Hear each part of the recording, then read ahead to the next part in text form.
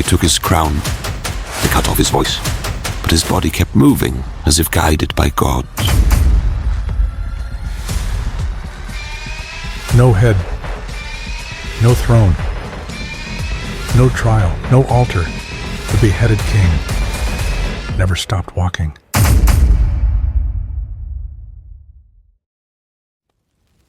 Charles, have you ever felt that history keeps secrets, but neither denies nor reveals them, only whispers them? Do you mean those events that don't appear in the books but still linger in the air? As if someone remembered them without ever being there. Exactly. Stories that can't be proven, but can't be forgotten either, as if their very existence was a warning. Do you have one in mind?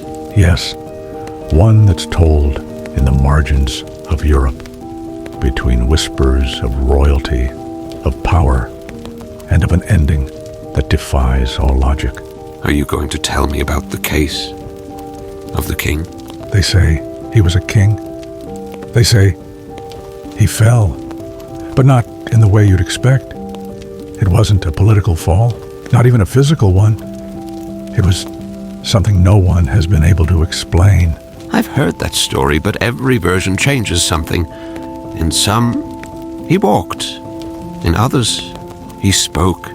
And in the most unsettling ones, he wasn't even alive to do it. What troubles me the most is that no one dares to deny it happened. They only say, that doesn't make sense. But horror has never needed to. Then, Daniel, are we going to tell it?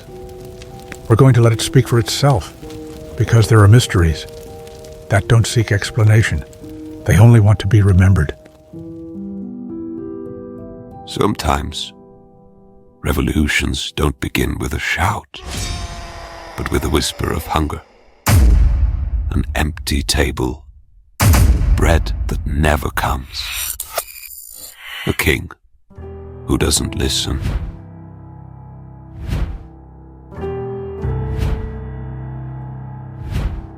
France, second half of the 18th century. The streets smell of misery and expensive perfume.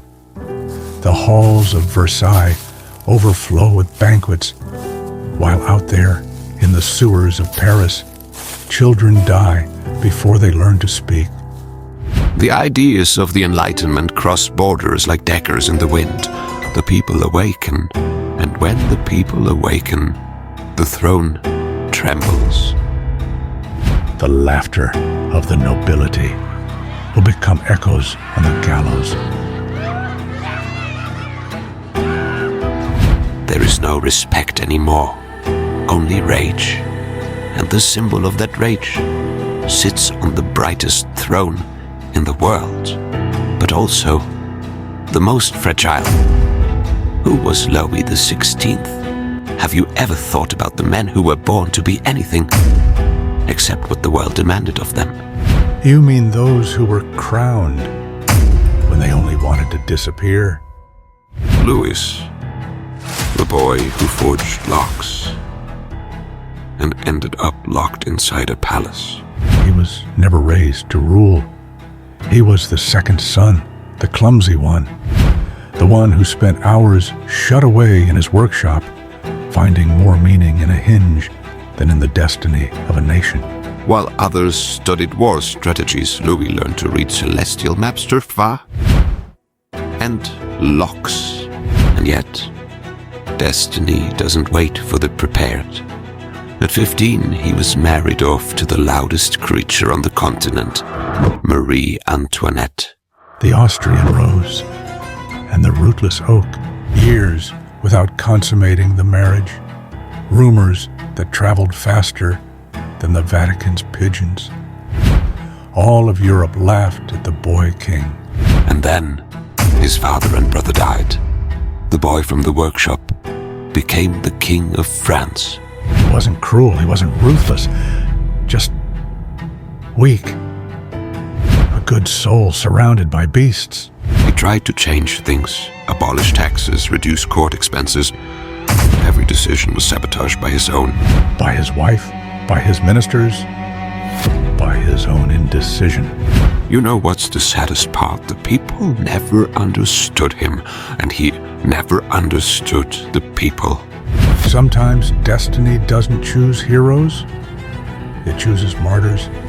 And the throne of France never asked for a king, it asked for a sacrifice. Sometimes you don't need to fire a weapon for the world to burn. It's enough for the highest symbol to try to flee. June 1791. A heavy night fell over the streets of Paris. Louis XVI, already stripped of his crown and spirit, steps into the carriage with his family, not with dignity, but with fear. Dressed as a servant, hidden by the shadows, he seeks to escape the country that saw him born as a king and now wants to see him die as a traitor. His crime, it wasn't ruling with an iron fist nor dragging the people into war. It was something worse. He tried to run from his destiny. He stopped at every post. Took too long. The carriage was luxurious. Too much to go unnoticed. And when they reached Varennes, it was already too late. An innkeeper noticed the resemblance. He looked at a coin, and there it was, the same face, that of the king, trying to escape disguised as a servant. They arrested him in front of everyone, without force, without shouting, just a gaze, shattered. The royalty in a corner of the carriage, watching as everything they knew crumbled. They took him back to Paris, but no longer as a king. He was a prisoner, a symbol of betrayal, a specter with a crown. Days later, documents began to surface. Letters written by Louis XVI himself, begging European monarchs, Austria, Prussia, to invade France, to crush the revolution, to silence the people. That was the breaking point, the wound that could no longer heal. The king had not only tried to flee, he had conspired. He had asked the enemy for help, to spill French blood on his own soil. From that moment on, the people stopped seeing him as a weak monarch and began to see him as a traitor. The trial did not take long to come. The revolution wasn't seeking answers. It was seeking a head. And not just any head. One that would fall with a crash. One that would shake the foundations of Europe's monarchies. Louis XVI was no longer a king. He was a warning to anyone who dared forget that power is never eternal. Not even if it runs in your blood.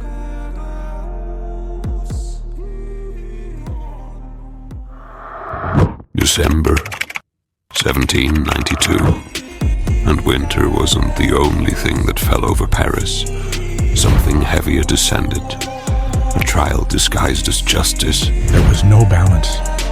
Only a guillotine waiting, as if the verdict had been written before the first witness, before the first breath of a defense. The National Convention sat as judge, jury, and executioner. The charge: treason. The punishment: history already knew it. The people did too, and the guillotine seemed sharpened for weeks. No lawyer could change what was already written in blood. Louis XVI was called Citizen Capet, as if stripping him of his title could erase his lineage. But lineage cannot be erased. It is severed. The trial was public, but justice was not. and in every word spoken, in every glance from the deputies, only one thing could be heard: the roar of the streets. Outside, the people weren't debating his guilt. They were only waiting for the date, like an audience waiting for the end of a play they already knew. It wasn't a trial. It was a ritual, a ceremony of downfall, where a king without a crown had to die, so the revolution could claim its first martyr. But if they thought justice would be enough to quench the people's hunger, wait until you hear what happened on the day of his execution. Because some say, not even the guillotine could make him stop completely.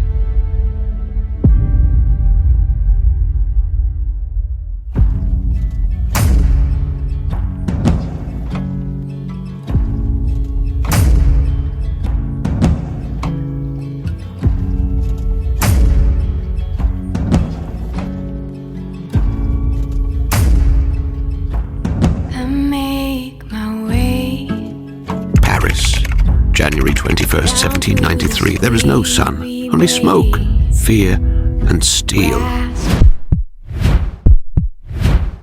The city breathes with difficulty. Hundreds of souls gather around a guillotine, as if the end of one man could silence the roar of a revolution.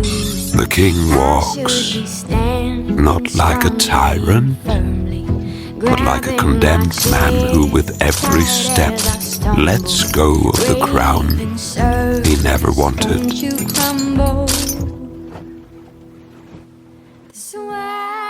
They say his face was calm, but his eyes spoke of fear. Not fear of pain, but fear of abandonment. He climbs the steps. The executioner readies the blade. And just before the end, he turns. Not to see the blade, but to see the people. Those who betrayed him. Those who hated him without knowing him. And then he said, I die innocent of all that I am accused of. I will forgive those who spill my blood, but may this sacrifice not bring further condemnation upon France. No one clapped. No one cheered. Only a sharp, dry sound. The blade falling like the night. The head rolls. Blood splashes on the wood. The body remains, standing for a few seconds. But something was different. It did not fall immediately. They say his body took 2 steps. Slow, steady, as if refusing to accept the end. 2 steps. 1 foot, the other. The executioner steps back. The crowd gasps. A woman faints. A spasm? A final nervous reflex? Or was it the soul of a king escaping the judgment of men? No one knows. No one wants to know.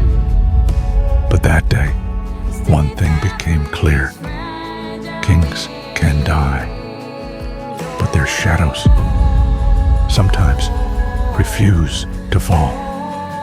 One last drop of blood touches the ground. End of the act. Beginning of the legend.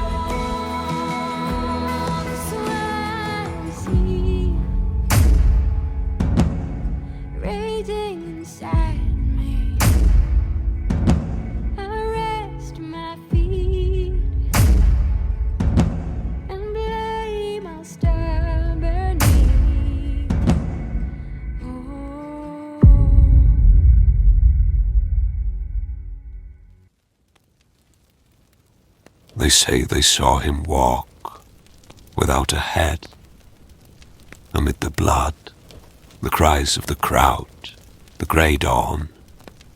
The king's body staggered, took 1 step, and then another, as if his very soul refused to accept the end. There are those who swear they saw it with their own eyes. Not a legend, not a symbol. A real scene. A decapitated body. Walking. January 21st, 1793. Place de la Révolution. Time stood still. Louis XVI, once King of France, was no longer king, not even a man. He was a warning, a presence, a myth being born before a crowd hungry for justice, or revenge. The guillotine was thirsty. The people, even more so. The drums pounded as if marking the final judgment of an era. He climbed the steps without trembling, but his eyes screamed. And then he spoke, not to his executioners, not to the clergy, nor the nobles. He spoke to history. I die innocent of all charges against me. I will forgive those who shed my blood, but let this sacrifice not condemn France any further. And the silence was so deep, some thought they heard God. The head rolled, but the body did not fall immediately. 2 steps, some say. 3. Others insist. A tremor, a gesture, an impossible shudder. Science speaks of post-mortem spasms, nerve contractions, nothing more. But what makes hundreds of people fall silent at the same time? And why did they all see the same thing? The head rolls, but the body did not fall immediately. Perhaps it wasn't a spasm. Perhaps it was the king's soul refusing to fall, refusing to vanish as if nothing had happened. Since that day, they don't simply call him Louis XVI. They call him the beheaded king who walked